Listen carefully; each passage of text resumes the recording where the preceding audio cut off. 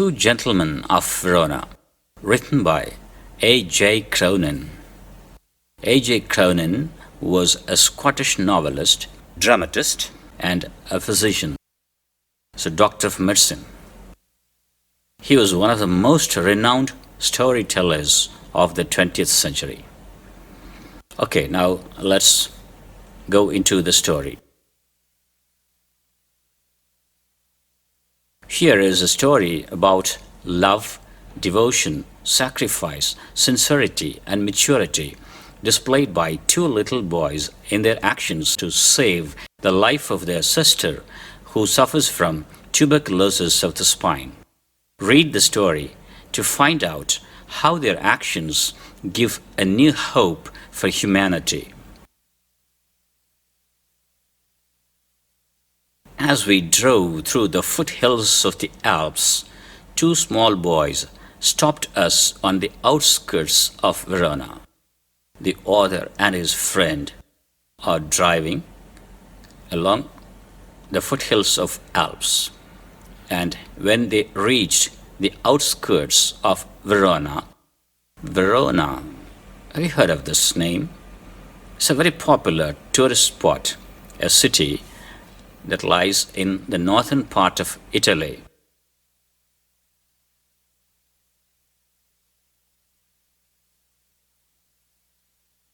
Let's take a tour of the city.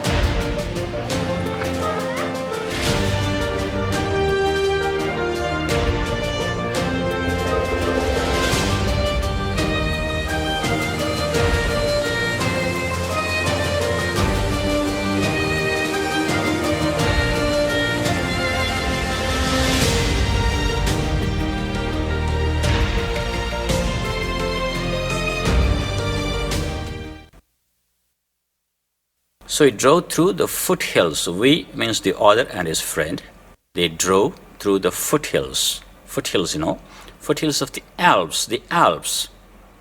Have you heard of the Alps? The mountain range that lies in the northern boundary of Italy. It separates Switzerland and Italy. Look at the map.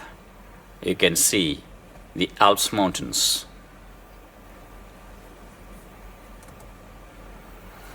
They were selling wild strawberries. The two boys were selling strawberries, wild strawberries. Wild strawberries? A different variety of strawberries. Look at the picture. See, they are spherical in shape rather than conical. These are wild strawberries. So they were selling wild strawberries. Don't buy, warned Luigi, our cautious driver. You will get much better fruit in Verona. Besides, these boys, he shrugged his shoulders to convey his disapproval of their shabby appearance.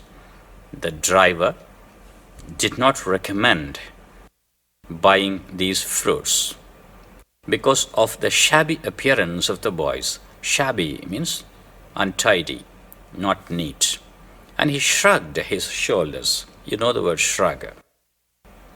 See, shrug is to raise your shoulders and then drop them to show that you do not know or care about something.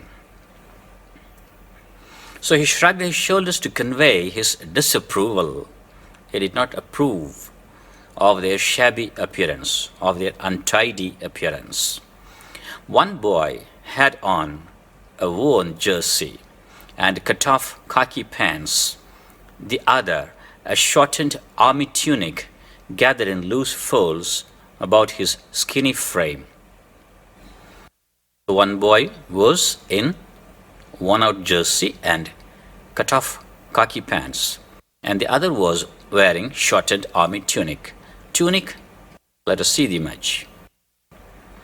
Tunic is a loose piece of clothing covering the body down to the knees, usually without sleeves, as worn in ancient Greece and Rome. So what you see in this picture is a tunic, and it covers up to the knees.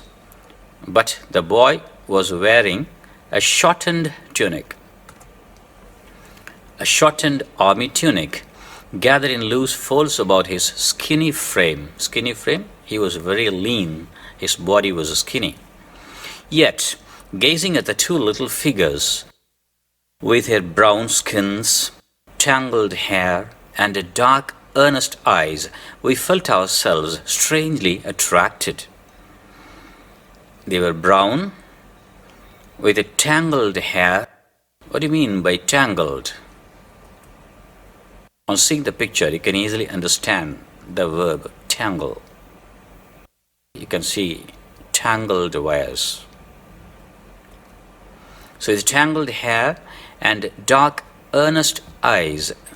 Dark black, earnest means avid, eager. We felt ourselves strangely attracted. They impressed us. We were attracted towards their appearance. My companion spoke to the boys, discovered that they were brothers. Nicola, the elder, was 13. Jacopo, who barely came up to the door handle of the car, was nearly 12. We bought their biggest basket and then set off toward town. Next morning, coming out of our hotel, we saw our friends bent over shoeshine boxes beside the fountain in the public square, doing brisk business. See, the author has now said the boys are our friends. Coming out of our hotel, we saw our friends, the two little boys, bent over shoeshine boxes. The boys were with some tools to shine shoes beside the fountain in the public square. Public square. Have you heard of a square? What is a square? A square is an open area in a town, usually with four sides surrounded by buildings. So what the author mentions about here is a public square in Verona. This is the actual public square in Verona. Let's have a closer look behind the statue. See, all the four sides are covered with buildings. So this is a popular square. They were doing brisk business. Brisk, active, busy. So we watched for a few moments. Then as trade slackened, we went over. As trade slackened. What do you mean by trade? Business. Slackened, became less active, less busy. They greeted us with friendly faces. I thought you picked fruit for a living, I said. We do many things, sir, Nicola answered seriously. He glanced at us hopefully. Often we show visitors through the town to Juliet's tomb and other places of interest. They took the tourists around the town. Particularly, they have mentioned Juliet's tomb. a very popular historical monument in Verona. This is Julius' tomb. All right, I smiled. You take us along. As we made the rounds, my interest was again provoked by their remarkable demeanor. I was provoked, I was more interested, I was induced by their remarkable demeanor, behavior. They were childish enough and in many ways quite artless. Artless means not cunning. They were innocent. Jacopo was lively as a squirrel. Lively means active, busy. Nicola's smile was steady and engaging, attractive, impressing, interesting. Yet in both these boys' faces there was a seriousness which was far beyond their years. Beyond their years means beyond their age. In the week which followed, we saw them frequently, for they proved extremely useful to us. If we wanted a pack of American cigarettes, or seats for the opera, or the name of a good restaurant, Nicola and Jacopo could be relied upon. So they helped in many ways. For example, to buy a pack of cigarettes, or to get seats for the opera. Opera, what is opera? The city of Verona is known as the city of operas. Now you are looking at an opera hall. You can see the stage. Opera is a stage performance and performing art, just like a drama, but it is musical. Instead of the dialogues, the characters, all the characters sing songs. So the whole play runs through music. It can be called a musical drama. See, in front of the stage you can find the orchestra seated playing some music. The operas attract Italians. So even such big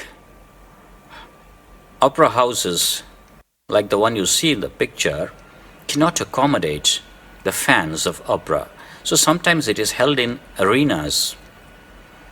See, here is an arena where an opera is being held. Let's have a closer look. Here also you can see the audience, the orchestra seated in front of the stage, and on the stage you can find some performers.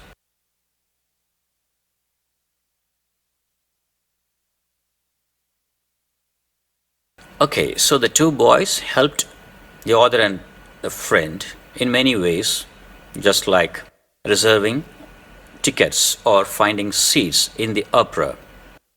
Nicola and Jacopo could be relied upon to satisfy our needs. They were dependable. You can believe them to get the job done. What struck one most was their willingness to work, their readiness, their interest in the work. That struck us. That is interesting. That was impressive. During these summer days under the hot sun, they shined shoes, sold fruit, hawked newspapers, conducted tourists round the town, and ran errands. They were ready to do all sorts of odd jobs, whatever was available. See, they shined shoes. Shined. We know the verb shine, but you know the V2, V3 forms of shine is shone. Then why is it shined used here? Let's see. The verb shine has two different forms. It can be used intransitively and transitively. Intransitively, that means without taking an object. So when it is used intransitively, it means to produce or reflect light, to be bright. Look at the example sentence. The sun shone brightly in a cloudless sky. So, when the verb shine is used intransitively, the V2, V3 forms are shone. Now, see the second usage, shine, shined, shined. When the verb is used transitively, that means to polish something, to make something smooth and bright. So, transitively means the verb shine now has taken objects. He shined shoes to make money. He shined what? Shoes. So after the verb shine, there is an object. It is used transitively. So when the verb shine is used transitively, its V2 and V3 forms become shined. They shined shoes, sold fruit, hawked newspapers. Hawked. Have you heard of this word hawked? Hawk means to shout. So hawker usually is a seller who shouts out the names of the things he sells. A hawker. The word hawker reminds me another word, peddler. Peddler is also a word used for sellers, particularly. You know the meaning of the word ped? Ped means foot. So the sellers who move from place to place on foot to sell something. So such sellers are called peddlers. And those who hawk, those who shout to sell their things, are hawkers. See, hawkers and peddlers. Hawker, a person who sells goods, typically advertising them by shouting. Peddler, a person who goes from place to place selling small items. There are some other words we have to know for seller: merchant, monger, vendor, trader, marketer, huckster, dealer, purveyor, tout, retailer. These are some other words to denote sellers. Okay, when we talk about the word sellers, there are so many specific words for the people selling a particular thing. Here is a list of them. Know these sellers. One who sells bread, cakes, etc. is a baker. One who sells meat is a butcher. One who sells vegetables is a greengrocer. One who sells fruits is a fruiterer. One who sells oil is an oilmonger. One who sells sweets and chocolates is a confectioner. One who sells drugs is called a chemist. One who sells curtains is a draper. One who sells hats is a milliner. One who sells fur cloth is a farrier. One who sells socks and stockings is called a hosier. One who sells flowers is a florist. One who sells newspapers and magazines is called a news vendor. One who sells wine is a vintner. One who sells materials for writing is called a stationer. So must know all these terms. Okay, these boys hawked newspapers, conducted tours around the town, and ran errands. Errand. What is an errand? It is a short journey with a particular purpose. For example, sometimes teachers send you to the staff room to bring some pieces of chalk. So, you are running on errand. Okay, next paragraph. One night we came upon them in the windy and deserted square, resting on the stone pavement beneath the lights. We saw them under the lights in the square. It was a deserted square. Deserted means there were no people, empty square. Nicholas sat upright, tired. A bundle of unsold newspapers lay at his feet. Jacopo, his head resting upon his brother's shoulder, was asleep. It was nearly midnight. Why are you out so late, Nicola? Waiting for the last bus from Padua. We shall sell all our papers when it comes in. Padua is another town near Verona. Look at the map. Must you work so hard? You both look rather tired. We are not complaining, sir. But next morning, when I went over to the fountain to have my shoes shined, I said, Nicola, the way you and Jacopo work, you must earn quite a bit. You spend nothing on clothes. You eat little enough. When I see you have a meal, it's usually black bread and figs. Tell me what you do with your money. I've seen you eating black bread and figs as your food. This is black bread. The bread made of rye is called rye bread or black bread. This is the picture of the fig, a fruit. Tell me what you do with your money. He colored deeply under his sunburn and then grew pale. He looked to the ground. His expression on the face changed. He became pale. He just looked to the ground. You must be saving up to emigrate to America, I suggested. He looked at me sideways, spoke with an effort. So I think you are saving a lot of money. Probably to emigrate to America. Emigrate, what do you mean by emigrate? To leave one's country and go to another place to settle there.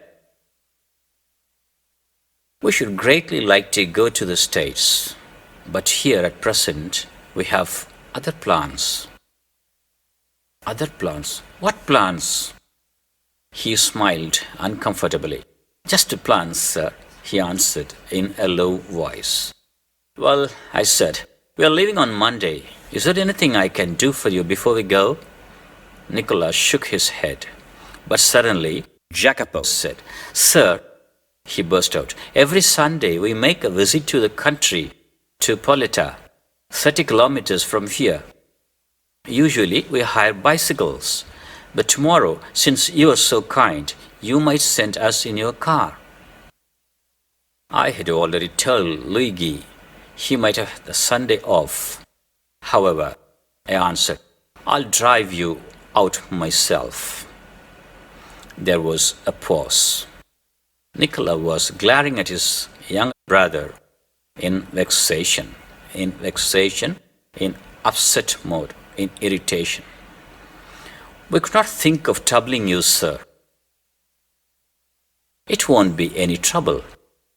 He bit his lip. Then, in a rather put-out tone, he said, Very well. The following afternoon, we drove to the tiny village set high upon the hillside. I imagined that our destinations would be some humble dwellings. I thought our destination will be just small huts, humble dwellings. But, directed by Jacopo, we drew up at a large red-roofed villa surrounded by a high stone wall. We drew up means stopped. We stopped at a large red-roofed villa. Villa is a large separate house, individual house, usually surrounded by a compound wall. See, here is a picture of a red-roofed villa. But in the picture, this house has fence around it. But the one in the story is surrounded by a high stone wall. I could scarcely believe my eyes, and before I could recover breath, my two passengers had leaped from the car. While I was in a thought, the two boys jumped out of the car and ran. We shall not be long, sir, perhaps only an hour. Maybe you'd like to go to the cafe in the village for a drink. They disappeared beyond the corner of the wall. After a few minutes, I followed. I found a grilled side entrance and determinedly rang the bell. A pleasant-looking woman with steel-rimmed spectacles appeared. I blinked as I saw that she was dressed in the white uniform of a trained nurse. "I just brought two small boys here." "Ah, yes." Her face lit up. She opened the door to admit me. "Nicola and Jacopo, I will take you up." She led me through a cool tiled vestibule into the hospital. Vestibule is usually the room or hall between the main room and the entrance. See, this is a vestibule. It is otherwise called lobby. This is where a reception table is kept and the visitors can wait here. Cool tiled vestibule into the hospital. For hospital, the villa had become. The villa, the large house, had been changed into a hospital. At the door of a little cubicle, the nurse paused, put her finger to her lips, and with a smile bade me look through the glass partition. At the door of a little cubicle, what is a cubicle? No? Cubicle is a small room, just like a cell. Especially the one formed or built temporarily using some partitioning a large room or a hall. In the hospital, such partition is made with curtains. These are cubicles in a hospital. And these are cubicles in an office. Sometimes cubicles can be made using glass partitions. So glass cubicles. The nurse paused, put her finger to her lips. She hushed not to make noise, and with a smile bade me look through the glass partition. She signaled, she gestured to look through the glass partition. The two boys were seated at the bedside of a girl of about 20 who, propped up on pillows, wearing a pretty laced jacket, was listening to their chatter. I could see a young girl of about 20 years old. She was on the bed, and now she was upright, propped up on pillows. Propped means supported by pillows. Wearing a pretty laced jacket. Pretty, beautiful. Lace jacket. Look at the image. Lace is a kind of cloth, and you can see the jacket made of lace, a lace jacket. Wearing a pretty lace jacket was listening to their chatter, talking in high pitch. Her eyes soft and tender. One could see at a glance her resemblance to her brothers. So just by the appearance we can judge, we can find she must be the sister of the two boys, because all these three resembled in their appearance. All their faces resemble one another. A vase of wild flowers stood on her table beside a dish of fruit and several books. A vase of wild flowers. Vase, flower vase. So these are different shapes of vases. The vase of wild flowers stood on her table beside a dish of fruit and several books. "Won't you go in?" the nurse murmured. "Lucia will be pleased to see you." Lucia must be the name of the sister. "Lucia will be pleased. She'll be happy to see you." I shook my head and turned away. I felt I could not bear to intrude upon this happy family party.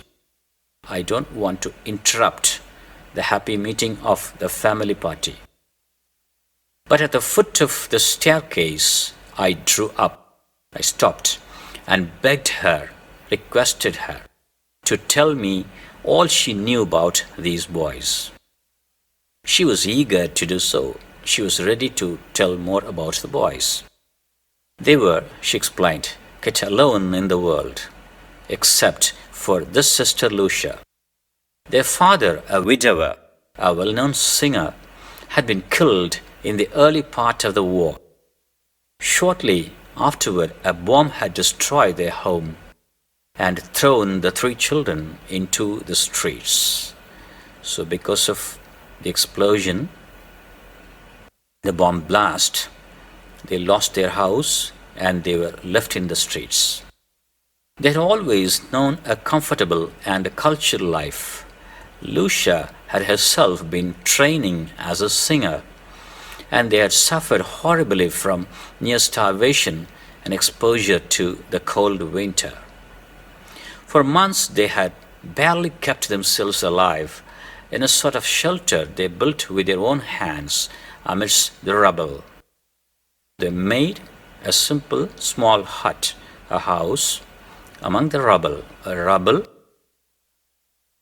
Rubble is the broken pieces, the debris of the building. Then for 3 years the Germans ruled the city.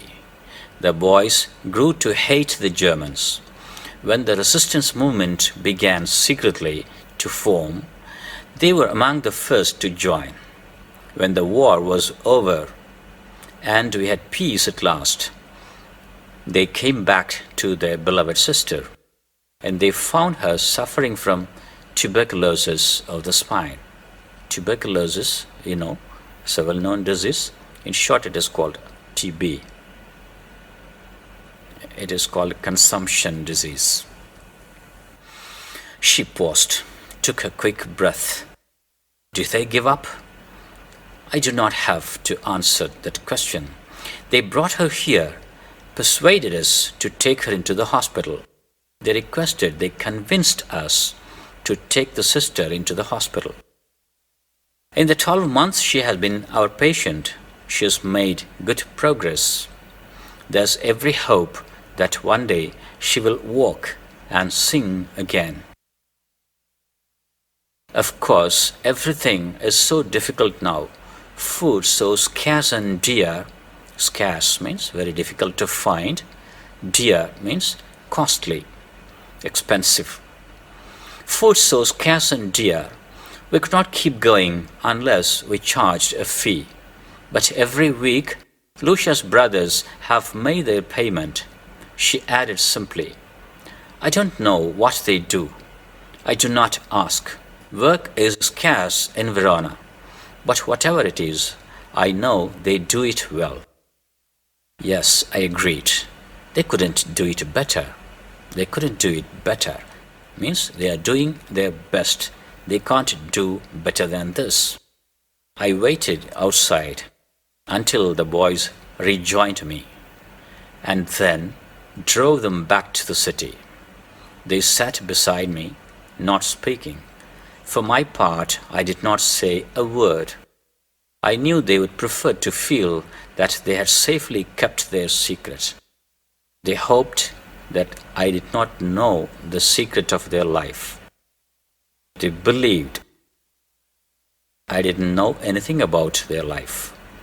So I pretended to not have known anything. Yet their devotion had touched me deeply.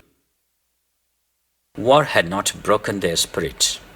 Their selfless action brought a new nobility to human life, gave promise of a greater hope for human society.